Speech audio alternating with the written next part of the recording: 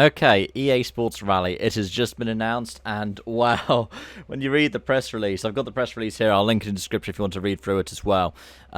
It's immense. It really is immense. We've heard all the teasers before, but some of the stuff that we hear in terms of the information here, it's spectacular. So we know it's going to release on November 3rd. If you want to get the 3 days early access, it's on Halloween. So a nice little Halloween gift. I'm definitely going to be picking that up.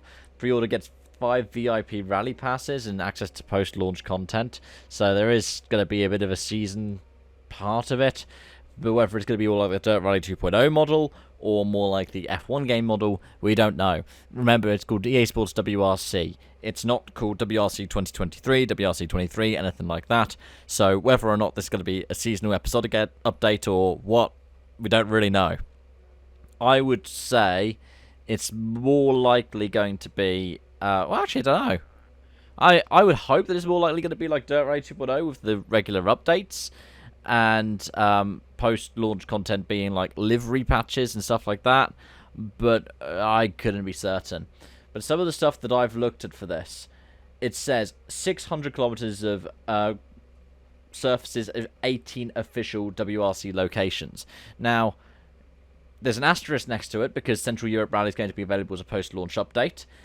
But 600 kilometers over 18 locations is about 33 kilometers. And what could these additional locations be? Well, I would wager that it's probably going to be the locations that we had in Dirt Rally 2.0 that don't carry over. So I wouldn't be surprised if we have, out of these locations, lots of them be ones that are already in Dirt Rally 2.0. So, for example, with Sweden, I wouldn't be surprised instead of it being the Umeå region, we have Collins Crest, we have the Vargassen test from Dirt Rally 2.0, even though that was based out of the Karlstad event. At the same time, well, Unemployer is going to be the Finland one. I'd be surprised if that wasn't the case. For the additional locations, it would make sense to have New Zealand. It would make sense to have Argentina. Maybe to have Germany. But then we've got Central Europe Rally for that, haven't we? But that's all speculation. The idea is it's replicating real world stages, and whilst the WRC games under Kyloton and Big Ben did a bit of that as well, it wasn't to the same degree that Dirt Rally 2.0 did with the kind of level of realism that we got. And with Sim Rally being this emerging thing still, I mean, so many people still stick to RBR, this will be a big deal. In addition to that, they say 68 of the most iconic rally cars spanning 60 years of the sport. They say it is in addition to, well, the way it's worded is in addition to the current 10 vehicles that we have for WRC, WRC2, and Junior WRC. That would mean 78 cars. Now, I would be surprised if that was 78 cars at launch. That would be immense. To say over 60 years of the sport, meaning going back to 1963. So you're probably going to see the car list from Dirt Rally 2.0, which was what we had 13 classes. I think it was about 70 cars in total, including the rallycross cars. So it weighs up quite similarly to Dirt Rally 2. But there's every chance that we could see a couple of additional cars. I know the Citroen Zara has been touted. So it's one of those things of, Cody's now have the WRC license. They have these cars they've wanted to include in the Dirt Rally games, but they couldn't get the licensing for because of clashes with WRC. That's what we're going to see now. Because in the past, it got to the extremities of things such as Finland was set in the autumn at Unemployer because they didn't want to be in a legal dispute, because if you had a summer, Finland and Unemployer, the WRC lot could be like, hey, that's what we've got in our game.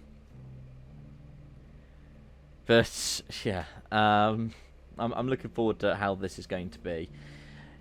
They say that there is going to be, well, it's Unreal Engine with the physics lifted out of Dirt Rally 2 and updated. So hopefully the tarmac's a bit better. Hopefully the tarmac is noticeably different to the gravel. Because one of the things that Dirt Rally 2 had was a relatively limited handling model compared to what you see in a lot of other sim racing scenes, where it was just grip coefficients changing. So you didn't have a different surface for gravel, you didn't have a different surface for tarmac, you didn't have a different surface for snow. And I mean, it's been 4.5 years since Dirt Rally 2 released. Remember, 4.5 years ago, the F1 game still had aerodynamics calculated by tyre grip. So instead of it being that you had all these different data points, the way that they were using the Ego engine was that all of these different handling mechanics, so let's talk suspension, let's talk wing settings, it would just affect how the 4 main grip patches were handling. So it was a lot more mechanical, whereas they also added in aerodynamic grip. Now, there are other bits and pieces I like too, and I haven't really seen these coming through, because people have talked about the builder stuff and making your own car. That is interesting. For me, as a Sim Rally fan, what I find really interesting at the end of it is EA Sports WRC brings fans together with 32-player cross-platform multiplayer, allowing for competition between friends and the wider rally community. And it talks about there's going to be RaceNet integration, custom multi-surface tournaments with rallying at any location and time of year. This sounds really cool. And some bits to relive moments from the 23 season and classic events from the sports archives, which is what we saw in WRC Generations and WRC 10. Those were wonderful additions. So it's nice to see Cody's are carrying over some of the nice stuff from the Carleton games. A lot of the graphics seem quite similar, but then that is a WRC package after all. I'm really looking forward to this, and yeah, I'm trying to find the best way to pre-order it, ideally through Steam and not having to use EA own systems, but at the end of the day, cross-platform with F1's quite good. So hopefully that's the same with WRC.